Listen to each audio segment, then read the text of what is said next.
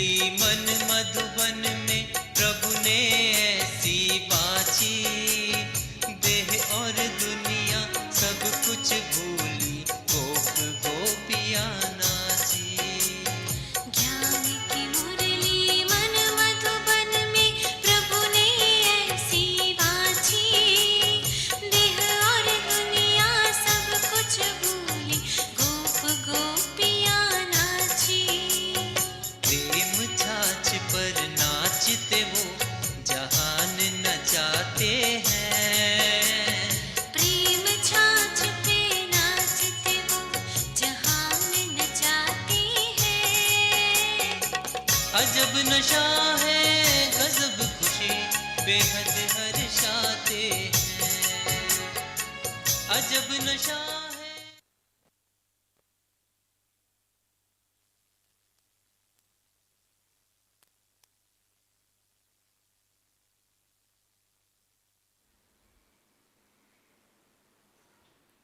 ఓం శాంతి 12-11-21 मीठे बच्चे हर एक पात्रधारी आत्मा आधा समय दुख का पाठ बजाती है। ये भी ఈశ్వర్య లా है। మధురమైన పిల్లలు ప్రతి ఒక్క పాత్రధారి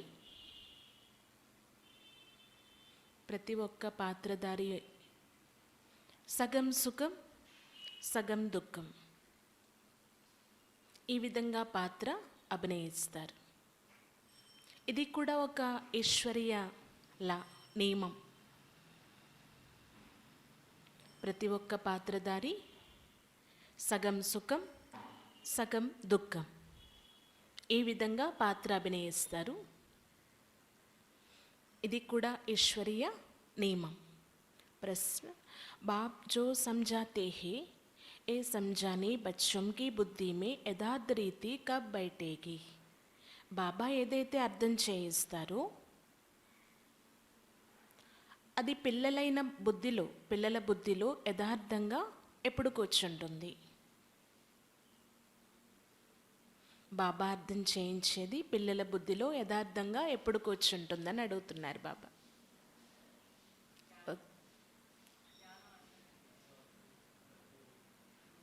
उत्तर, जब बुद्धि शुद्ध बनेगी, ఎప్పుడైతే బుద్ధి శుద్ధంగా అయిపోతుందో, जितना जितना जो पुरुषार्थ कर का निकालते जाएंगे उतना बाप की समझाने बुद्धि में बैठ जाएगी।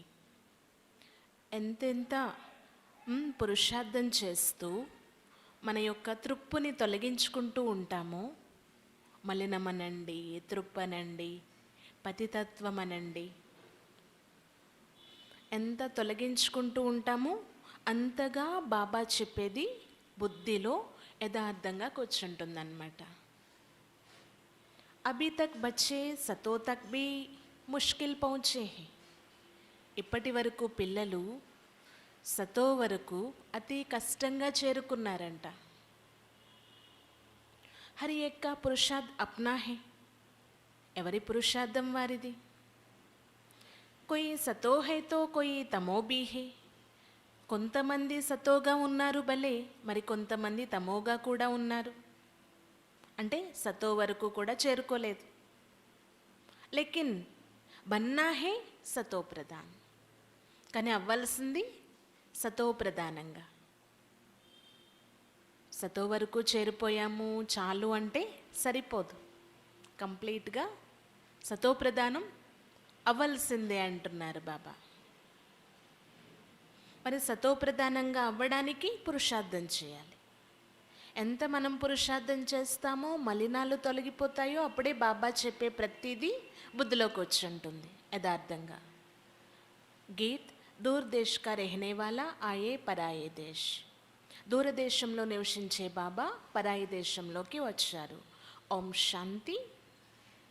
जब मेले व प्रदर्शनी में बच्चे समझाते हैं तो जो समझाने लायक बातें हैं वो ज़रूर समझाना पड़े। ఏవైతే మీరు ప్రదర్శనలు ఏర్పాటు చేస్తారో అర్థం చేయించే విషయాలు ఉంటే తప్పనిసరిగా అర్థం చేయించాలి అంటున్నారు బాబా। इसमें तो जरूर समझाना पड़े कि सब ब्रदर्स बेहद का बाप एक ही है। ये भी पूछना पड़ता है भारत का आदि सनातन धर्म क्या है। ये तो आदि सनातन हिंदू समझते हैं, इस्लामी, बौद्धी, क्रिश्चियन आदि को मालूम है हमारा धर्म किसने और कब स्थापन किया। ఇది కూడా మనం అర్థం చేయించాలి ప్రదర్శనలో మనందరం సోదరులమి. అనంతమైన తండ్రి మనందరికీ ఒక్కరే అని మీరు ఇది కూడా అడిగి చూడండి. భారతదేశం యొక్క ఆది సనాతన ధర్మం ఏంటి? వాళ్ళు ఏమంటారు? తప్పనిసరిగా హిందువులనే అంటారు. హిందువండి అని అంటూ ఉంటారు. కానీ వాస్తవానికి ఇస్లామీస్, బౌద్ధీస్, క్రిస్టియన్స్ ఉన్నారంటే వారికి తెలుసు తమ యథార్థ ధర్మం పేరు, ఆ ధర్మ స్థాపకుడు పేరు, ఎప్పుడొచ్చి స్థాపన చేశారు అని. కానీ భారతవాసీలకి ఈ విషయం తెలియని కారణంగా తమ ధర్మాన్ని మార్చేసుకున్నారు అంటున్నారు బాబా. హిందువు అని చెప్పుకుంటున్నారు, వాస్తవానికి ఆది సనాతన దేవీ దేవతా ధర్మము అంటున్నారు.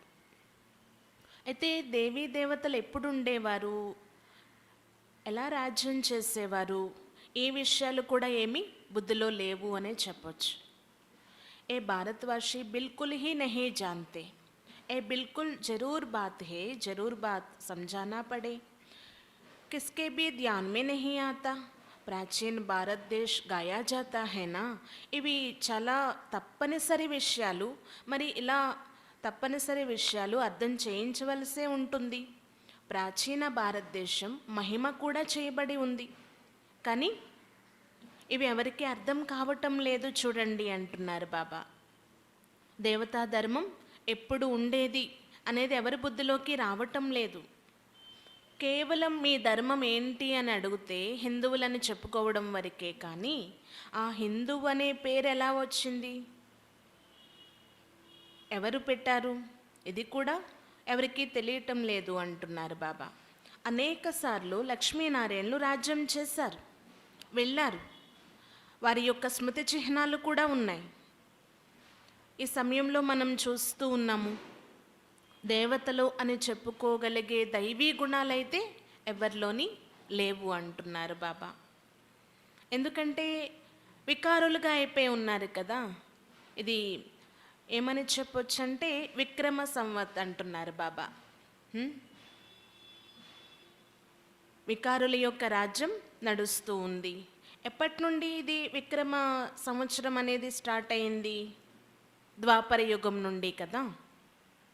ఎప్పుడైతే పవిత్రమైనటువంటి దేవీ దేవతలు రాజ్యం చేసేవారు, అది చాలా పుణ్య ప్రపంచం, దాన్నే స్వర్గము అని కూడా మహిమ చేస్తూ ఉంటారు. కానీ మనలో ఉన్నటువంటి దైవీ గుణాలు సమాప్తి అయిపోయినప్పటి నుండి ఇది ఆది సనాతన దేవీ దేవతా ధర్మము అని చెప్పుకోగలిగే ఆ గుణాలు లేవు అంటున్నారు బాబా. ఇప్పుడు ఈ విషయాలు కూడా పిల్లలైన మీ బుద్ధిలో నెంబర్ వారీగా పురుషార్థం అనుసారంగా కూర్చుంటాయి. అందరి బుద్ధిలోని ఒకే విధంగా కూర్చోవు. ఎందుకంటే కొంతమంది తమో వరకు చేరుకున్నారు అంటే తమ యొక్క స్థితిని బాబా చెప్తున్నారన్నమాట. కొంతమంది తమో వరకు చేరుకున్నారు, మరి కొంతమంది సతో వరకు చేరుకున్నారు, మరి కొంతమంది తమోగానే ఉండిపోయారు అంటున్నారు బాబా. ఇది చాలా అర్థం చేసుకోవలసినటువంటి విషయాలు. అందుకే బాబా చాలా క్లియర్గా అర్థం చేయిస్తూ ఉంటారు. ఈ ప్రపంచం యొక్క పరిస్థితులు మనం చూస్తూ ఉన్నాం. చాలా పాతగా అయిపోయి ఉంది, దుఃఖమే దుఃఖం ఉంది. కానీ ఇది కూడా ఒక ఐశ్వర్య నియమం. ప్రతి ఒక్క పాత్రధారికి సగం సుఖం సగం దుఃఖము అనేది అనుభవించాలి అంటున్నారు బాబా. ఇది అర్థం చేసుకోవాల్సిన విషయం కదా. क्रिश्चियन का भी आधा सुख आधा दुख का पाठ चलेगा. ये जो हम समझाते हैं इसमें सारी हिस्ट्री जाग्रफी आ जाती है. मनुष्य जो भी आते हैं उनको दुख सुख का पाठ मिला हुआ है. క్రిస్టియన్స్ ఎవరైతే ఉన్నారో వారు కూడా సగం దుఃఖం సగం సుఖం పొందుతారు అంటున్నారు బాబా. అంటే వాళ్ళు వచ్చిన సమయంలోపే ఈ రెండు పాత్రలు అభినయించేస్తారు. మరి ఫస్ట్ నుండి ఉన్న దేవతా ధర్మస్థుల పరిస్థితి? ఉం? బాబా ఆల్రెడీ చెప్పి ఉన్నారు కదా, మూడొంతుల సుఖమైతే పిల్లలకి లభించేస్తుంది అని. లాస్ట్లో కూడా మీకు ఎలాంటి ఇబ్బంది రాదు అని చెప్పేశారు బాబా. చూడండి, ఈ సమయంలో దుఃఖం యొక్క పాత్రలు అభినయిస్తూ ఉన్నారు. ఇది ఈశ్వర్య నియమం అంటున్నారు బాబా. సుఖ ప్రపంచం ఉన్నప్పుడు సుఖమే సుఖం ఉండేది, కానీ ఆ సుఖ ప్రపంచంలో కేవలం దేవతా ధర్మస్థులు మాత్రమే రాజ్యం చేశారు అంటున్నారు బాబా. ఆ తర్వాత మళ్ళీ ద్వాపర యుగం నుండి దుఃఖము అనేది ప్రారంభమవుతూ వచ్చింది. ఇతర ధర్మస్థులు కూడా యాడ్ అవుతూ వచ్చారు. అయితే కొత్తగా వచ్చినటువంటి ఆత్మలు, పైనుండి వచ్చిన వారు వెంటనే దుఃఖాన్ని అయితే పొందరు. ఆ వచ్చిన సమయంలోనే 2 పాత్రలు అభినయించేస్తారు అంటున్నారు బాబా. ఈ విషయాలు ఏ ఒక్కరూ అర్థం చేసుకుంటున్నారంట. ఎంత ఉన్నతమైన విషయాలు ఇవి. మీరు ప్రదర్శనలు మొదలైనవి చాలా బాగా ఏర్పాటు చేస్తూ ఉంటారు. ఏ ఒక్కరూ వెలువడతారు. కొంతమంది వచ్చి విని బయటకు వెళ్ళగానే మళ్ళీ మర్చిపోతారు, ఎక్కడవక్కడే అంటున్నారు బాబా. కొంతమంది 10 నిమిషాలు వింటారంట, కొంతమంది గంటలు గంటలు వింటారంట, మరి కొంతమంది కొంత సమయం వింటారు అంటున్నారు బాబా. కొంతమంది విని అర్థం చేసుకొని నడుస్తూ నడుస్తూ మళ్ళీ అలసిపోతారంట. జ్ఞానీలుగా అవుతారు, మళ్ళీ మర్చిపోతారు అంటున్నారు బాబా. ఐసే సెంటర్స్ పర్ హోతా రేతా హేనా, ఇలా సెంటర్స్లో జరుగుతూ ఉంటుంది కదా. कैसे दैवी సాంప్రదాయ బన్ రహీ హే, ఏ బి వండర్ హేనా. ఏ విధంగా దైవీ సాంప్రదాయం తయారవుతుంది అనేది ఇది కూడా అద్భుతము అంటున్నారు బాబా. నయీ దునియా కా ధర్మ పురాణీ దునియా సే స్థాపన హో రహీ హే, ఏ బాతేం తుమ్ బచ్చోం కి బుద్ధి మే ఆతీ హే. కొత్త ప్రపంచం యొక్క స్థాపన ఈ పాత ప్రపంచంలోనే స్టార్ట్ అవుతుంది అన్నమాట. అంటే అనేక ధర్మాల యొక్క వినాశనం, ఏకధర్మ స్థాపన ఇప్పుడు జరిగేది ఉంది. ఈ విషయాలు పిల్లలైన మీ బుద్ధిలోకి వచ్చేవాలి. बाप द्वारा तुम अपने 84 जन्मों का जान चुके हो. बाप कहते हैं मैं 84 जन्मों की कहानी सुनाने आता हूँ, जो जरूर पिछाड़ी में ही आकर सुनाएंगे ना. द्वापर के बीच में तो सुना ना सके. పిల్లలైన మీకు మీ కథ మీకు తెలియచేస్తున్నాను. 84 జన్మల యొక్క అద్భుత జీవిత గాథ. అయితే ఇది ఎప్పుడు వినిపిస్తున్నారు బాబా వచ్చి? ద్వాపరయుగ మధ్యలో అయితే కాదు, తప్పకుండా లాస్ట్లోనే వస్తాను అంటున్నారు బాబా. మధ్యలో వచ్చి కథ పూర్తిగా చెప్పాలంటే ఎలా అవుతుంది? కథ కంప్లీట్ చేయాలంటే లాస్ట్లోనే రావాలి అంటున్నారు బాబా. ఇది కూడా ఒక లాజిక్ కదా, మనం ఎవరికైనా అర్థం చేయించినప్పుడు చెప్పొచ్చు అన్నమాట. राजयोग का ज्ञान द्वापर में मिल ना सके, महाभारत लड़ाई भी द्वापर में लग ना सके. महाभारत लड़ाई के बाद ही सतयुग स्थापन होता है, अर्थात देवी देवता धर्म स्थापन होता है. రాజయోగం యొక్క జ్ఞానం ద్వాపర యుగంలో లభించలేదు, ఇంకా మహాభారత యుద్ధం ద్వాపర యుగంలో జరగలేదు. ఈ మహాభారత యుద్ధం తర్వాత సత్యుగ స్థాపన జరుగుతుంది, అంటే దేవీ దేవతా ధర్మ స్థాపన జరుగుతుంది అంటున్నారు బాబా. దానికంటే ముందు బ్రాహ్మణ వర్ణస్థులు కావాలి, బ్రాహ్మణ ధర్మం యొక్క స్థాపన జరుగుతుందన్నమాట. ఈ బ్రాహ్మణులే మళ్ళీ దేవతలుగా తయారవుతున్నారు అంటున్నారు. మరి ఈ బ్రాహ్మణుల యొక్క జన్మ ఎలా జరుగుతుంది? ముఖవంశావళి. ఈ సంగమ యుగంలో ముఖవంశావళి జన్మ అనేది మీకు లభిస్తుంది. విరాట రూపం కూడా చూపిస్తారు, కానీ అందులో బ్రాహ్మణులని మాయం చేసేస్తారు, చూపించారు అంటున్నారు బాబా. ఇంకా అక్కడ ఏదైతే బ్రాహ్మణులకి పిలక చూపిస్తారో అది వాస్తవానికి ఉన్నతమైన స్థితికి గుర్తు, మీకు వర్తించేది అంటున్నారు బాబా. ప్రదర్శనలో కూడా మీరు విరాట రూపం యొక్క చిత్రం పెట్టి అర్థం చేయించవచ్చు. బ్రహ్మ ద్వారా బ్రాహ్మణుల యొక్క రచన ఎలా జరుగుతుంది అనేది చెప్పొచ్చు అంటున్నారు. ఈ బ్రాహ్మణులు ఉండేదే సంగమ యుగంలో, శూద్రులు ఉండేది కలియుగంలో అంటున్నారు బాబా. అయితే ఇప్పుడు మీరు ఏమని పిలువబడతారు? ఏమని పిలవచ్చు మిమ్మల్ని? ప్రజాపిత బ్రహ్మకుమార్ కుమారేస్ అంటున్నారు బాబా. ప్రజా అనేవారు ఇక్కడే ఉన్నారు. అంటే ప్రజలు ఉన్నప్పుడు ప్రజాపిత కూడా ఇక్కడే ఉండాలి కదా. మానవ సృష్టి యొక్క రచన ఇక్కడే ఉంది కాబట్టి బాబా ఇక్కడికే వచ్చి ఈ బ్రహ్మని ఆధారంగా తీసుకొని బ్రాహ్మణుల్ని రచిస్తున్నారన్నమాట. భగవంతుడు బ్రహ్మ ద్వారా మానవ సృష్టి యొక్క రచన చేస్తున్నారు.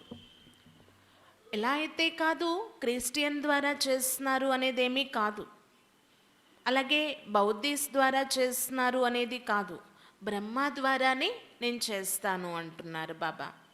మరి తప్పకుండా బ్రహ్మే కావాలి. అయితే కల్పకల్పము ఇది మారిపోయేదే లేదు, ఫిక్స్ అంటున్నారు బాబా. కల్పకల్పాంతరాల కోసం ఇది నిశ్చితమై ఉంది. ఈ బ్రాహ్మణులే మళ్ళీ బ్రహ్మ ద్వారా జ్ఞానం పొంది దేవతలుగా అయిపోతున్నారు. వాస్తవానికి విరాట రూప చిత్రంలో దేవతలతో పాటు బ్రాహ్మణులు కూడా కావాలి. ఈ బ్రాహ్మణుల యొక్క ఈ జన్మ అతి దుర్లభం అంటున్నారు బాబా. ఏ ఒక్కరికో ఇలాంటి ప్రాప్తి అనేది లభిస్తుందన్నమాట. మీరన్నీ ఇక్కడ కొత్త కొత్త విషయాలు తెలుసుకుంటూ ఉన్నారు బాబా ద్వారా. ఎన్ని కొత్త పాయింట్స్ వినిపిస్తూ ఉంటారు బాబా. దాంతోపాటు పాతవి కూడా రిపిటేషన్ చేస్తూ ఉంటారు. ఎందుకు పాతవి చెప్పాలి? ఒక్కొక్కసారి అనిపిస్తూ ఉంటుందా, చెప్పినవే చెప్తున్నారు బాబా, ఆల్రెడీ చెప్పారు కదా ఇవి అని అనిపిస్తూ ఉంటుందా? ఎందుకు చెప్పాలి? కొత్త వాళ్ళు వస్తూ ఉంటారు కదా, మరి వారికి ఎవరు చెప్తారు? అందుకు కొత్తవి కూడా చెప్తారు, వాటితో పాటు పాతవి కూడా రిపిటేషన్ చేస్తూ ఉంటారు. కొత్త కొత్త పిల్లలకి ఈ పాత పాయింట్స్ మిస్ అవ్వకుండా బాబా మళ్ళీ మళ్ళీ రిపిటేషన్ చేస్తారు. ఇంకొక పాయింట్ కూడా మనం అర్థం చేసుకోవచ్చు, ఇంకా అలా తయారు కాలేదు మనం, అందుకే బాబా మళ్ళీ చెప్తూ ఉండవలసి వస్తుందన్నమాట. ఎప్పటి వరకైతే అల్ఫ్ ఔర్ బే ఈ రెండు విషయాలలో పక్కా అవ్వరో అప్పటి వరకు చదువుకోవాల్సిందే అంటున్నారు బాబా. తండ్రి మరియు వారసత్వం, బాబాను స్మృతి చేయడం, బాబా నుండి వారసత్వం పొందడం, ఈ రెండు చాలా ఎక్యురేట్గా ఈ రెండు మనం ఫాలో చేయాలన్నమాట. బాబాని స్మృతి చేస్తేనే కదా సతో ప్రధానంగా అవ్వాల్సింది. సతోగా అయిపోయాం కదా సరిపోతుందిలే అని అనుకోకండి, సతో ప్రధానంగా తయారు కావాలి అంటున్నారు బాబా. అంటే ఆత్మ ఏదైతే 7 గుణాలతో సమృద్ధిగా ఉండేదో, తెలుసు కదా 7 గుణాలు: శాంతి, సుఖం, ప్రేమ, ఆనందం, పవిత్రత, జ్ఞానం, శక్తి. ఇవి లేవు కదా ఇప్పుడు, దానికి ఆపోజిట్ అయిపోయాయి అన్నీ. అశాంతి, ద్వేషం, బలహీనత, అజ్ఞానం. అవి క్లియర్ చేసుకొని ఏవైతే మనలో నింపుకుంటామో మనం సతో ప్రధానంగా తయారైపోతాం, ఆత్మ శక్తిశాలిగా అవుతుందన్నమాట. బ్రహ్మ, విష్ణు, శంకరుల యొక్క మహిమ కూడా చేస్తారు. కానీ పరంపిత పరమాత్మ బ్రహ్మ ద్వారానే ఈ కర్తవ్యం చేస్తున్నారు. విష్ణు ద్వారా కానీ, శంకరుని ద్వారా కానీ, కృష్ణుడి ద్వారా కానీ చేయటం లేదు అంటున్నారు. లక్ష్మీనారాయణ యొక్క రాజ్యం ఎప్పుడైతే ఉండేదో దాన్ని కొత్త ప్రపంచము అంటారు. ఏ విధంగా జసస్ క్రీస్తు ఉన్నారు వెళ్ళారు అని చెప్తారు కదా, ఆ పోప్ ఎవరైతే ఉన్నారో వారి యొక్క లిస్టు ఉంటుందంట. అంటే క్రీస్తు వెళ్ళి ధర్మస్థాపన చేసి వెళ్ళిన తర్వాత ఎవరెవరు పోప్స్గా ఉన్నారు ఒకరి తర్వాత ఒకరు అనేది లిస్ట్ ఉంటుందంట వారి దగ్గర. ఇంకా ఎప్పుడు ధర్మస్థాపన చేశారు, ఎలా ఇది ఇంప్రూవ్మెంట్ అవుతూ వచ్చింది అనేది. కానీ దేవతా ధర్మస్థులు అయ్యుండి భారతవాసులకి ఈ విషయం తెలియదంట. లక్ష్మీనారాయణలు ఎప్పుడు ఉండి వెళ్ళారు, ఎవరెవరు రాజ్యం చేశారు అని. అసలు ఎంతమంది లక్ష్మీనారాయణలు ఉంటారో తెలుసా? అక్కడ 8 జన్మల యొక్క ప్రాప్తి అని అంటారు కదా బాబా. సతయుగంలో 8 జన్మలు, 1250 సంవత్సరాల్లో 8 జన్మలు తీసుకుంటారు. అంటే 8 మంది లక్ష్మీనారాయణలు గద్దె ఎక్కి రాజ్యం చేస్తారనమాట. బాబా వచ్చి చెప్పేంత వరకు మనకి తెలియదు ఈ విషయాలు. మీరు చిత్రాలు కూడా తయారు చేసి పెడతారు, అలాగే అక్కడ కూడా పూజించడం కోసం ఎన్నో చిత్రాలు చేసి పెడుతూ ఉంటారు, పూజిస్తారు, చాలా అలంకరిస్తారు. నైవేద్యాలు కూడా అర్పిస్తారు, కానీ వారి యొక్క ఆక్యుపేషన్ ఏంటనేది తెలియదు. హ్మ్? ఇది చాలా విచిత్రమని అనిపిస్తూ ఉంటుంది కదా అంటున్నారు బాబా. దేవతలకి ఈ ఉన్నతమైన శిక్షణ ఎవరిచ్చి ఉంటారు? వాళ్ళు ఏమైనా యుద్ధం చేసి రాజ్యం పొందారా ఏంటి? లేదు కదా అంటున్నారు బాబా. ఒకరి నుండి ఒకరికి రాజ్యం అనేది ఆటోమేటిక్గా లభించేస్తూ ఉంటుందంట. అంటే వారు రాజయోగం యొక్క అభ్యాసంతో ప్రాప్తిని పొందారు. మరి వారి నుండి రెండో వారికి ఎలా లభిస్తుంది? అది కూడా ప్రాప్తి అనుసారంగానే అంటున్నారు బాబా. అంటే ఒకరి నుండి ఒకరికి రావడము అంటే యుద్ధం చేసి దండయాత్ర చేసి తీసుకోవడం అనే భావిస్తారు. కానీ అక్కడ పోట్లాటలు కానీ యుద్ధాలు కానీ ఏమీ ఉండవు. కొత్త ప్రపంచంలో మానవులు పాపం ఎంత అంధకారంలో ఉన్నారు. ఎన్ని స్టోరీస్ రాసేశారు. ఇంద్రుడు రాజ్యం పైన అంటే స్వర్గం పైన దండయాత్ర చేయడం, అది లాక్కోవడం, ఇలాంటి కహానీలు కూడా చాలా తయారు చేసేసారు అంటున్నారు. మీకు ఇప్పుడు ప్రకాశం లభించింది కదా, అంటే జ్ఞానము అనేది లభించింది అంటున్నారు. మీకు ఇవన్నీ స్మృతిలో ఉండాలి. అప్పుడు మీరు ఎవరికైనా ఇవి అర్థం చేయించవచ్చు. ప్రదర్శనలో మీరు ఎవరికైనా చెప్పొచ్చు అంటున్నారు బాబా. ఎవరి బుద్ధి అన్నా మీరు తెరవబడేందుకు నిమిత్తం కావచ్చు. మీరు ఇంతమందిని దేవతల్ని పూజిస్తున్నారు కదా, వీరి కర్తవ్యం ఏంటో తెలుసా మీకు అని అడుగుతూ మనం చెప్పొచ్చు అన్నమాట. అయితే బాబా అర్థం చేయిస్తారు, ఎప్పటి వరకైతే మీ బుద్ధి ముందు వికసించదో, మీ బుద్ధిలో బాబా చెప్పే విషయాలు యథార్థంగా కూర్చోవో, అప్పటి వరకు మనం ఇతరులకి అర్థం చేయించలేము. 5,000 సంవత్సరాల ఈ చక్రం ఎంత పెద్దది చూడండి. ఎన్నెన్ని మీరు పాత్రలు అభినయిస్తూ వచ్చారు. కానీ ఈశ్వరీయ నియమం ఏం చెప్తుంది అంటే సుఖం దుఃఖం, సుఖ దుఃఖాల యొక్క ఆట ఇది. సగం సుఖమైతే సగం దుఃఖం అంటున్నారు బాబా. ఎవ్వరూ కూడా దీని నుండి పారిపోవడానికి వీల్లేదు. ప్రతి ఒక్కరూ పాత్రలు అభినయించవలసిందే. భలే లాస్ట్ జన్మ వారైనా సుఖ దుఃఖాలు రెండు అనుభవించేస్తారంట ఒకే జన్మలో. మనం ప్రాక్టికల్ చూస్తూ ఉంటాం కదా. కొంతమంది చూడండి, ఈ అంతిమ జన్మలో కూడా ఎంత పేరు ప్రఖ్యాతులు పొందుతారు అంటే అంటే చాలా ధనవంతులుగా ఉంటారు, ఎంతో సుఖాన్ని పొందుతూ ఉంటారు. ఏంటి వీరు ఇంత మహిమ అనేది ఎలా జరుగుతుంది ఈ కలికాలంలో కూడా అనే డౌట్ వస్తూ ఉంటుంది అప్పుడప్పుడు. కానీ వారి పాత్ర అలా ఉంది, లాస్ట్లో వచ్చే పాత్ర. అందుకు ఆ లాస్ట్లోనే, ఆ ఒక్క జన్మలోనే సుఖ దుఃఖాలు రెండు అనుభవించేస్తారంటున్నారు బాబా. పరమాత్మ జ్ఞానసాగరుడు, పరంపిత పరమాత్మ బ్రహ్మ ద్వారా స్థాపన చేస్తున్నారనమాట ఆది సనాతన దేవీ దేవతా ధర్మాన్ని. బాబా చెప్తారు, నేను ఇప్పుడు మీకు ఏదైతే జ్ఞానం ఇస్తున్నానో ఈ జ్ఞానం ఆధారంతో మీరు నవయుగానికి మాలికలు అయిపోతున్నారు అంటున్నారు. ఇంకా మీరు ఒక్కొక్క జన్మలో ఒక్కొక్క పాత్ర అభినయిస్తూ ఒక్కొక్క పేరు మార్చుకుంటూ ఉంటారు. ఈ శరీరానికి అనేక పేర్లు మారుతాయి, కానీ నాకు మాత్రం ఎప్పటికీ పేరు మారదు, సదాశివ అంటున్నారు బాబా. భక్తి మార్గంలో చూడండి, నాకు ఎన్ని పేర్లు పెట్టారు. వాస్తవానికి రియల్ నేమ్ ఒకటే అయినప్పటికీ ఎన్ని పేర్లతో మహిమ చేస్తారు, పిలుస్తారు. ఏ విధంగా ఈ ప్రపంచంలో అనేక భాషలు ఉన్నాయో, అనేక ధర్మాలు ఉన్నాయో, అలాగే ఒక్కొక్క ధర్మంలో ఒక్కొక్క విధి విధానంతో ఒక్కొక్క పేరుతో మహిమ చేస్తూ ఉంటారంటున్నారు బాబా. బచ్చోं को रोज़ कितना समझाते हैं परंतु अर्जुन शुद्ध बुद्धि बने नहीं हैं, पुरुषार्थ करते रहेंगे तो काद निकल जाएगी. अब तक बच्चों सतो तक भी मुश्किल पहुँचे हैं, उसमें भी कोई सतो तमो प्रदान नहीं होती है, तो तमो इसमें भी नंबरवार है. हर एक का पुरुषार्थ अपना अपना चलता है. इस समय बच्चों की है विनाश काले विपरीत बुद्धि, सिर्फ पांडवों की प्रीत बुद्धि है. పిల్లలకి రోజు బాబా అర్థం చేయిస్తూ ఉంటారు, కానీ ఎవ్వరి బుద్ధి ఇప్పటి వరకు శుద్ధం కాలేదు అంటున్నారు బాబా.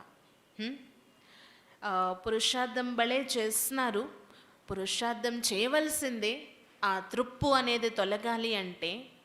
కానీ అతి కష్టంగా ఎవరో సతో వరకు చేరుకున్నారంట. అందులో కూడా మనం కంప్లీట్గా అవ్వాల్సిందే సతో ప్రధానంగా. కొంతమంది సతో వరకు, మరి కొంతమంది రజో వరకు, మరి కొంతమంది తమో వరకు కూడా చేరుకొని ఉన్నారు అంటున్నారు. ఈ తమో ప్రధాన ప్రపంచంలో బాబా వచ్చింది దేనికోసం? సతో ప్రధానంగా తయారు చేయడం కోసం. మరి ఇలా నెంబర్ వారీగా ఆ స్థితులు అనేవి ఉన్నాయంటున్నారు బాబా, సతో రజో తమో. కానీ మన లక్ష్యం ఏముండాలి? సతో ప్రధానం అంటున్నారు బాబా. ప్రతి ఒక్కరి పురుషార్థం వేరువేరుగా ఉంటుంది. కానీ మానవుల యొక్క బుద్ధి ఇప్పుడు ఎలా ఉందనే చెప్పొచ్చు? విపరీత బుద్ధి. కానీ పిల్లలైన మీ బుద్ధి ప్రీతి బుద్ధి. అందుకే మహిమ కూడా ఉంది. పాండవులది ప్రీతి బుద్ధి ఉన్న కారణంగా భగవంతుని పైన విజయం పొందారు అని.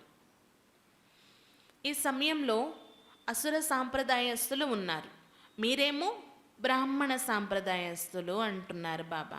అయితే మరి బ్రాహ్మణులైన మీరు ఈ సమయంలో ఉన్నారు, మరి దేవతలకి అసురులకి యుద్ధం ఎలా జరుగుతుంది?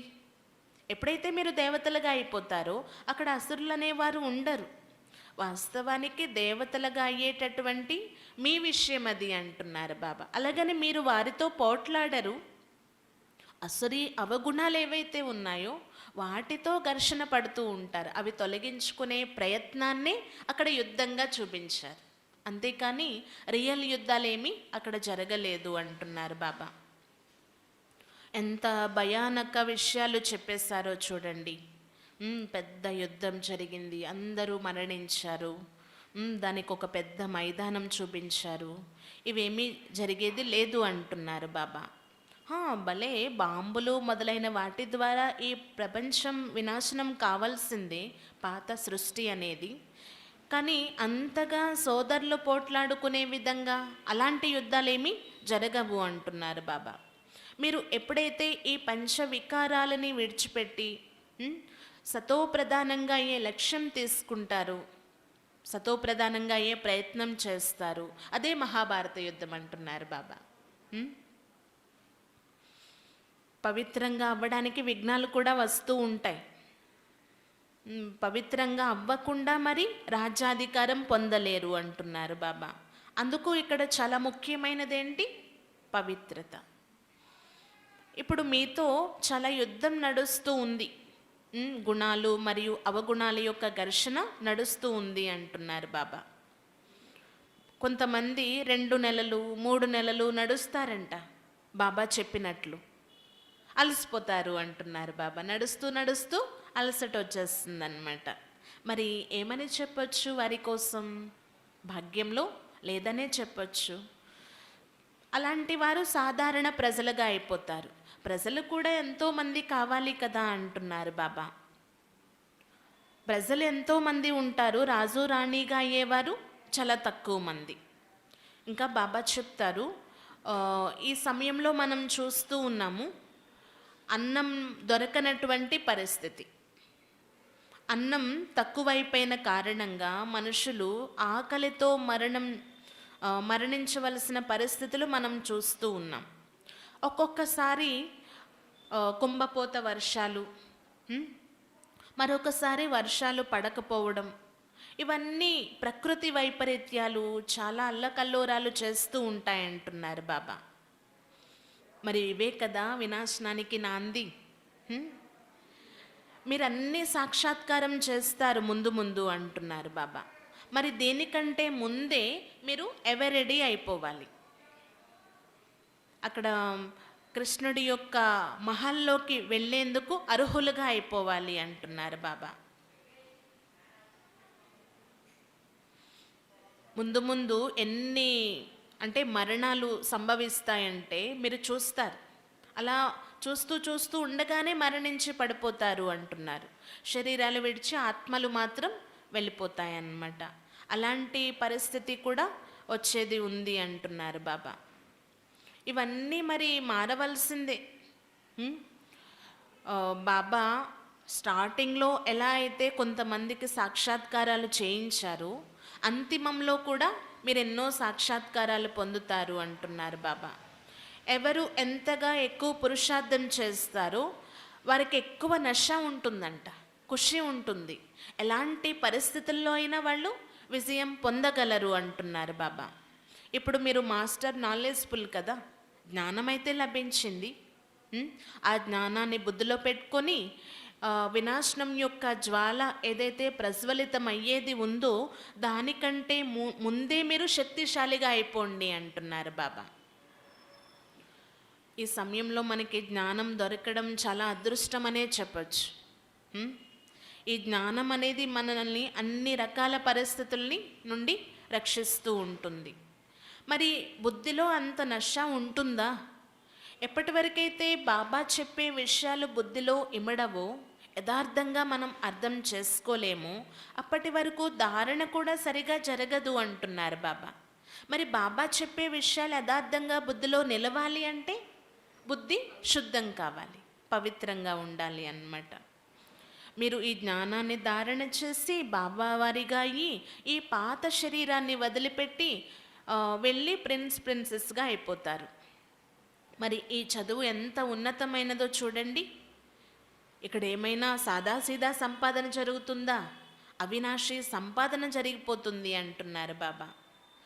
బాబా చెప్తారు, నేను అంతిమంలో అందరినీ తిరిగి ఒకేసారి ఇంటికి తిరిగి తీసుకువెళ్ళిపోతాను, ఎవ్వరినీ వదిలిపెట్టేది లేదు అంటున్నారు బాబా. ఈ సమయంలో పిల్లలైన మీకు ఆది సనాతన దేవీ దేవతా ధర్మం యొక్క మహత్వాన్ని ఏదైతే బాబా తెలియచేస్తున్నారో ఆ ధర్మం మళ్ళీ తిరిగి పునర్స్థాపన జరుగుతుంది. బాబా కూర్చొని ప్రతి విషయం పిల్లలకు అర్థం చేయిస్తారు, కానీ అర్థం చేసుకునేవారు నెంబర్ వారీ పురుషార్థం అనుసారంగా ఉన్నారు అంటున్నారు బాబా. అక్కడ మళ్ళీ జ్ఞానం ధారణ చేయవలసిన అవసరం ఉండదంట. ఇక్కడ మీరు శ్రమిస్తున్నారు కదా, జ్ఞానాన్ని ధారణ చేస్తున్నారు, అక్కడంతా సుఖం యొక్క పాత్రే ఉంటుంది అంటున్నారు బాబా. మీ రాజధానిలో ఎంతో సుఖాన్ని పొందుతారు. మరి మిగిలిన వాళ్ళందరూ ఆ సమయంలో శాంతిధామంలో ఉండిపోతారు అంటున్నారు. అతి కొద్ది మంది అయిన పిల్లలైన మీరు ప్రాప్తిని అనుభవిస్తూ సుఖధామంలో ఉంటారనమాట. ఆ సుఖధామంలో ఉన్నవారు కూడా వెరైటీ పదవులు పొందుతారంటున్నారు బాబా. ఇవన్నీ కూడా పిల్లలైన మీ బుద్ధిలోనే ఉంటాయి, మీరే అర్థం చేసుకోగలరు. ఈ జ్ఞానం చాలా ఉన్నతమైనది, మంచిగా ధారణ చేయండి. మీరు వ్యాపార వ్యవహారాలు భలే చేసుకోండి, కానీ కొంత సమయం దేనికోసం కూడా కేటాయించండి అంటున్నారు బాబా. ఇక్కడ వినేసాము, నష ఎక్కిపోయింది, బయటకు వెళ్ళగానే మళ్ళీ మర్చిపోవడం, అలా కాదు. మీరు వ్యాపార వ్యవహారాల్లో బిజీగా ఉంటూ మధ్యలో కొంత సమయం కేటాయిస్తూ వీటిని ధారణ చేయండి, బాబాని స్మృతి చేయండి అంటున్నారు బాబా. అప్పుడు మీకు ఈజీ అయిపోతుంది అన్నమాట. ఈ జ్ఞాన మార్గంలో నడవడం ఈజీ అనిపిస్తుంది. ఒకవేళ ఆ సంసార సాగరంలో కోరుకుపోయారే అనుకోండి, మళ్ళీ ఇది స్టార్ట్ చేయాలి అంటే కష్టమైపోతూ ఉంటుంది అంటున్నారు బాబా. టైం కూడా సెట్ అవ్వదు. ఆ నష ఎక్కించుకుంటేనే మనం సమయాన్ని కేటాయించగలము. ఆ నష ఎక్కి ఉంటేనే పూర్తిగా ధారణ కూడా జరుగుతుంది అంటున్నారు బాబా. ముందు మిమ్మల్ని మీరు చూసుకోండి, నాలో ఎలాంటి లోపాలు లేవు కదా, నేను సతోప్రధానంగా అయ్యేందుకు యోగ్యంగా ఉన్నానా అని ఫస్ట్ మిమ్మల్ని మీరు పరిశీలన చేసుకోండి అంటున్నారు. ఇప్పుడు శివబాబా బ్రహ్మ ద్వారా విష్ణుపురి యొక్క స్థాపన చేస్తున్నారు. కలియుగం యొక్క అంతిమ సమయం మరియు సత్యుగం యొక్క ఆది అనేది ఇప్పుడు ప్రారంభం అయ్యేది ఉంది. ఈ సమయం కలియుగం యొక్క అంతిమ సమయం అన్నమాట, సత్యుగం యొక్క ఆది. ఈ రెండు యుగాల యొక్క సంగమాన్నే మనం సంగమయుగము అంటున్నాం. ప్రజాపిత బ్రహ్మ ద్వారా దత్తతైనటువంటి పిల్లలమి మనము, బ్రాహ్మణ్స్మి. బ్రాహ్మణులే మళ్ళీ దేవతగా అయ్యేది ఉంది అంటున్నారు బాబా. ఇవన్నీ పిల్లలైన మీరు మాత్రమే అర్థం చేసుకోగలరు. అయితే కొంతమంది బుద్ధి వికసిస్తుందంట, మళ్ళీ ఒక్కొక్కసారి ఏమవుతుంది, గ్రహచారం వచ్చి కూర్చోగానే మూసుకుపోతుంది అంటున్నారు బాబా. ఇప్పుడిప్పుడే ఫస్ట్ క్లాస్ అయిపోయారు అన్నట్లు అనిపిస్తుంది, మళ్ళీ అప్పుడప్పుడే థర్డ్ క్లాస్లోకి వచ్చేస్తారు అంటున్నారు బాబా. గ్రహచారం అనేది అలా చేస్తుంది. మన ఆ స్టేజ్ అనేది అప్ అండ్ డౌన్ చేసేస్తూ ఉంటుంది అంటున్నారు బాబా. చాలా ఆశ్చర్యవంతులై వింటారు, ఉంటారు, మళ్ళీ పారిపోతారు. ప్రదర్శనలోకి కూడా చాలా ఇంట్రెస్ట్గా వస్తారంట. మేము రేపటి నుంచి వచ్చేస్తామండి అంటారు, మళ్ళీ రేపు కనిపించరు అంటున్నారు. కానీ బాబాని వదిలి ఎక్కడికి వెళ్తారు? ఈ ధర్మానికి చెందినవారు తప్పనిసరిగా రావాల్సిందే అంటున్నారు బాబా. బాబా ఎప్పుడూ వదిలిపెట్టరు పిల్లల్ని. కొంతమంది వెంటనే ఈ విషయాన్ని గ్రహించి బాబాని ప్రేమించడం మొదలు పెట్టేస్తారంట. అంటే ఎన్నో జన్మల క్రితం విడిపోయినటువంటి తండ్రి మాకు లభించారు అనేది వారికి అనుభవం అవుతుంది అన్నమాట. వారి హృదయానికి హత్తుకుంటుంది. వెంటనే బాబా వారిగా అయిపోతారు, జ్ఞాన మార్గంలో నడవడం మొదలు పెడతారు అంటున్నారు బాబా. యహా బచ్చం కో టోలీ खिलाई जाती है क्योंकि बेहद का बाप है ना। लौकिक बाप बाजार से आते हैं तो बच्चे जरूर याद पड़ेंगे, कुछ ना कुछ टोली ले आती है. ఇక్కడికి పిల్లలైన మీరు వచ్చినప్పుడు బాబా దగ్గరికి టోలీ తినిపిస్తారనమాట బాబా పిల్లలకి. ఎందుకంటే అనంతమైన తండ్రిని కదా నేను. అదే లౌకిక తండ్రి కూడా బయటకు వెళ్ళినప్పుడు బజార్లో ఉన్నప్పుడు పిల్లలు గుర్తొస్తారంట, పిల్లలకి ఏమైనా పట్టుకెళ్ళాలి తినడానికి అనేసి. అలా ఇక్కడికి పిల్లలైన మీరు వచ్చినప్పుడు పిల్లలకి తినిపించాలి అనేది బాబాకి ఆలోచన వస్తుందన్నమాట. నేనేమి బయట నుండి తెచ్చి పెట్టలేను కదా మీకు అంటున్నారు బాబా. బయటవేమీ తెచ్చి మీకు తినిపించలేను. లౌకిక తండ్రి అయితే అలా చేస్తారు.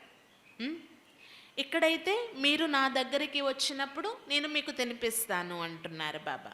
అంటే మధుబన్ అనండి, సెంటర్ అనండి, ప్రేమగా బాబాకి అర్పించి టోలీ తినిపించడం జరుగుతుంది కదా. ఇక్కడ బాబా సమ్ముఖంగా ఉంటారు, మధుబన్లో ఎదురుగా ఉంటారు. బాబా సబ్ కుచ్ బచ్చోం కో సమझाते हैं.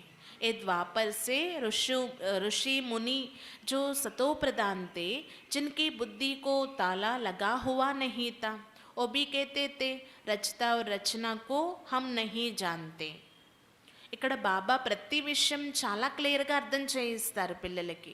అయితే ద్వాపర యుగం నుండి ఉన్నటువంటి ఋషులు మునులు సతోప్రధానంగా ఉన్న కారణంగా వారి బుద్ధి ఏమంటుందంట, వారు ఏమంటారు, మా బుద్ధి తాళం అంతగా తెరవబడి లేదు, అందుకే పరమాత్మ యొక్క రచయిత యొక్క జ్ఞానం మాకు అంతగా తెలియదు అంటూ ఉంటారు.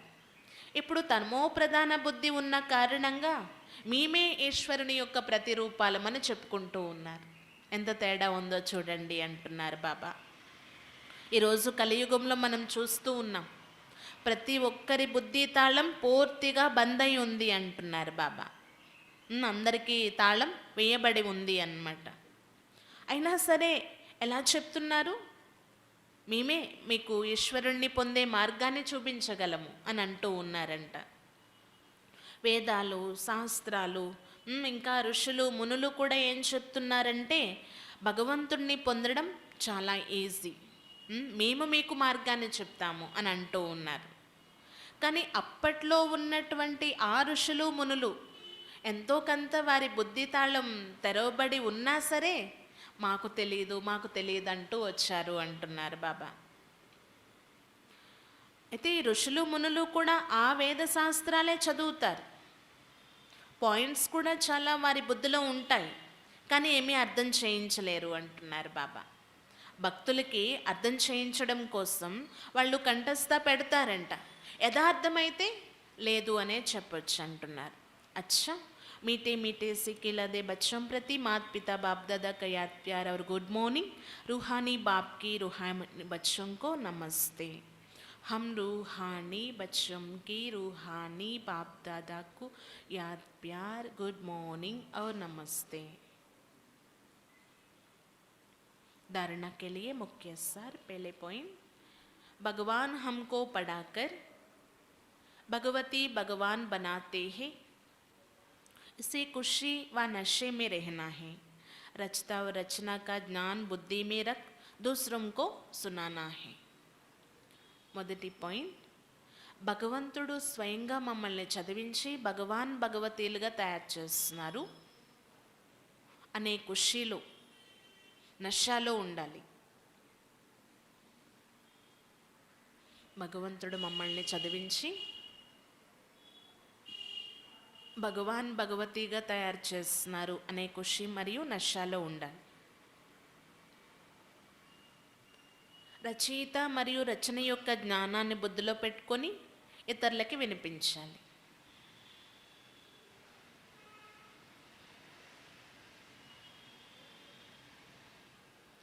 రచయిత మరియు రచన యొక్క జ్ఞానాన్ని బుద్ధిలో పెట్టుకొని ఇతరులకి వినిపించాలి. दूसरा, जैसे बाप किसी बच्चे की बात दिल पर नहीं रखते हैं, ऐसे किसी की भी बात दिल पर नहीं रखनी है. రెండో పాయింట్, ఏ విధంగా బాబా ఏ పిల్లల విషయాన్ని మనసులో పెట్టుకోరో, అంటే వీరు ఇలాంటి వారు, వారి అలాంటి వారు అని మనసులో పెట్టుకోరు బాబా. అలా పిల్లలైన మీరు కూడా ఎవరి విషయాన్ని మనసులో పెట్టుకోకండి అంటున్నారు. గుణాలు చూడాలంటే చూడండి, మమ్మ బాబాని ఫాలో చేయండి అని చెప్తారు కదా బాబా. మరి వారైతే ప్రాక్టికల్గా లేరు. ఇప్పుడు చరిత్ర విని మనం ఫాలో అయిపోతూ ఉంటాము. మరి ఉన్నటువంటి దాదీలు, పెద్ద పెద్ద అక్కేలు, అన్నేలు, వారిలో ఉన్నటువంటి గుణాలు చూసి మనం ఫాలో చేయొచ్చు, అవి మనసులో పెట్టుకోవచ్చు. కానీ వ్యర్థం, అనవసరం ఏదైతే ఉందో, వీరిలా వారలా అనేటటువంటి నెగిటివ్ విషయాలు ఏవైతే ఉన్నాయో అవి మనసులో పెట్టుకోకండి అంటున్నారు బాబా. ఇక్కడ బాబా చెప్పే అర్థం అదనమాట. పిల్లలకి సమానమైన ప్రేమ ఇస్తూ, పాలనిస్తూ, అందరూ నా వారసత్వానికి హక్కుదారులు కావాలి అనే విశాల హృదయంతో బాబా ఉంటారు కదా, అలా ఉండాలి అంటున్నారు. ఎవరి విషయాలు మనసులో పెట్టుకోకండి, చెడు విషయాలు. वरदान, करावनहार के स्मृति से सेवा में सदा निर्माण का कार्य करने वाले कर्मयोगी भव. చేయించే వారి స్మృతి ద్వారా సేవలో సదా నిర్మాణ కార్యం చేసేటటువంటి, సేవలో సదా నిర్మాణత యొక్క కార్యం చేసేటటువంటి కర్మయోగిగా తయారు కండి. చేయించే వారి స్మృతితో సేవలో సదా నిర్మాణులుగా ఉంటూ కార్యం చేసేటటువంటి కర్మయోగులుగా తయారు కండి. कोई भी कर्मयोगी की स्टेज में परिवर्तन करो. सिर्फ कर्म करने वाले नहीं, लेकिन कर्मयोगी है. कर्म अर्थात व्यवहार और योग अर्थात परमार्थ, दोनों का बैलेंस हो. ఏ కర్మ చేసినా కర్మయోగి స్టేజ్లో స్థితిలై చేయండి. అంటే కర్మ వేరు, నేను వేరు కాదు, కర్మ చేస్తూ యోగంలో ఉండి ప్రాక్టీస్ చేయండి అంటున్నారు బాబా.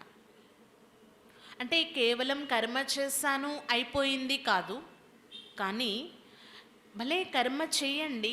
కర్మ అంటే మీనింగ్ ఏంటి? వ్యవహారం, మనం చేసే డ్యూటీ అన్నమాట. యోగము అంటే పరమార్థం, అంటే పరమాత్మ యొక్క స్మృతిలో ఉంటూ చేయడం. ఈ రెండిటి యొక్క బ్యాలెన్స్ తప్పనిసరి అంటున్నారు బాబా. శరీర నిర్వహణార్థ के लिए ఆత్మ కా నిర్వాహ బోల్ నా జాయ్. అంటే శరీర నిర్వహణార్థం చేస్తూ, శరీరం కోసం కష్టపడుతూ ఆత్మ కోసం మర్చిపోకండి. ఆత్మకు కావాల్సిందేంటి అనే అదేది కూడా ఇస్తూ ఉండండి అంటున్నారు. जो भी कर्म करो ये ईश्वरीय सेवार्थ है. इसके लिए सेवाओं में निमित्त मात्र का मंत्र व करनहार की स्मृति का संकल्प सदा याद रहे. మీరు ఏ కర్మ చేస్తున్నప్పటికీ బాబా స్మృతులు. ఉమ్, అది ఈశ్వరీయ సేవార్థం అని భావించి చేయండి. దీనికోసం నిమిత్త మాత్రపు స్థితి ఉండాలి అంటున్నారు బాబా. నేను నిమిత్త మాత్రుణ్ణి, చేయించేవారు బాబా అనే స్మృతి ఉండాలి. ఈ సంకల్పం గనక మనకి ఉన్నట్లయితే చాలా ఈజీ అయిపోతాయి. ప్రతి కర్మ కూడా చాలా తేలిగ్గా చేసేస్తూ ఉంటాము. ఎందుకంటే కర్మయోగియే చేస్తున్నాం కాబట్టి. करावनहार बोले नहीं तो सेवा में निर्माण ही निर्माण करते रहेंगे. అంటే చేయించే వారి యొక్క స్మరణ మనం మర్చిపోకుండా ఉన్నాము అంటే సేవలో నిర్మాణత ఉంటుంది అంటున్నారు బాబా. అంటే నిర్మాణత అంటే ఎలాంటి పేరు, ప్రతిష్ట, గౌరవ, మర్యాదలు ఆశించకుండా ముందుకు వెళ్ళిపోతూ ఉండడం అన్నమాట. నేను నిమిత్త మాత్రుణ్ణి, చేయించేవారు బాబా, నన్ను ఈ యొక్క కార్యానికి బాబా నిమిత్తం చేశారు అనే స్మృతి యథార్థంగా ఉంటుందన్నమాట. స్లోగన్ सेवा व संबंध संपर्क में विघ्न पड़ने का कारण है पुराने संस्कार, उन संस्कारों से वैराग्य हो. సేవ మరియు సంబంధ సంపర్కంలో విఘ్నాలు వస్తూ ఉంటాయి. దానికి కారణం ఏంటి అంటే పాత స్వభావ సంస్కారాలు. కాబట్టి ఆ సంస్కారాల పైన వైరాగ్యం రావాలి అంటున్నారు.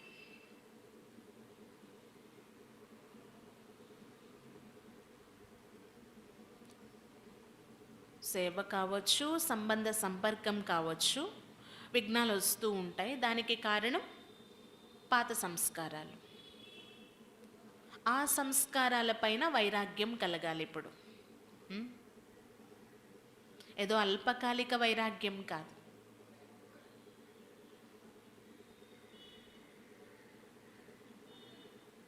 అంటే ఏదైనా వస్తువు ఇది నాది కాదు అన్నప్పుడు మనం ఎలా దాన్ని టచ్ చేయమో అలా అలాంటి వైరాగ్యం కలగాలి అన్నమాట.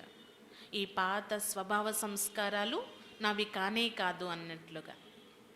అచ్చా, ఈరోజు బాబా ముఖ్యంగా తెలియచేసే విషయాలు, ప్రతి ఒక్క పాత్రధారి ఎవరైతే ఉన్నారో ఈ డ్రామా నాటకంలో పాత్రలు అభినయించేవారు సగం సుఖం సగం దుఃఖం పొందడం ఈశ్వరీయ నియమం అంటున్నారు బాబా. ఇంకా బాబా ఏదైతే యథార్థ రీతిగా అర్థం చేయిస్తున్నారో అవి ఎప్పుడూ యథార్థంగా బుద్ధిలో కూర్చుంటాయని అడుగుతున్నారు. ఎప్పుడైతే మన బుద్ధి శుద్ధి అవుతుందో, బాబా చెప్పింది చెప్పినట్లు మన బుద్ధిలో కూర్చుంటుంది, మనం మంచి రీతిగా ధారణ కూడా చేస్తాం. ఎప్పటి వరకైతే బుద్ధి శుద్ధి కాదో బుద్ధిలో ఉండవు, సమాప్తి అయిపోతూ ఉంటాయి. ఏ విధంగా అంటారు కదా, పులి పాలు నిలవాలి అంటే బంగారు పాత్ర కావాలి అని. అలా శుద్ధమైన బుద్ధిలో బాబా చెప్పే యథార్థ విషయాలు కూర్చుంటాయి అంటున్నారు బాబా. అంటే మీరు పురుషార్థం చేస్తూ ఉండాలి. ఆ కాదు ఏదైతే ఉందో మలినం అనండి, తృప్ అనండి, తొలగించుకునే పురుషార్థం చేస్తూ ఉండాలి. అప్పుడు బుద్ధి శుద్ధి అవుతూ ఉంటుంది అంటున్నారు బాబా. ఇప్పటి వరకు అతి కష్టంగా కొంతమంది పిల్లలు సతో వరకు చేరుకున్నారంట. మనం మరి చేరుకోవలసిన గమ్యం ఏంటి? సతో ప్రధానం అంటున్నారు బాబా. కొంతమంది సతోగా ఉన్నారు, మరి కొంతమంది తమోగా కూడా ఉన్నారు. వెరైటీ స్థితులు అనేవి ఉన్నాయంటున్నారు బాబా. కానీ కంప్లీట్గా అవ్వాల్సిందైతే సతో ప్రధానంగా ఈ లక్ష్యం సదా గుర్తుండాలని చెప్తున్నారు.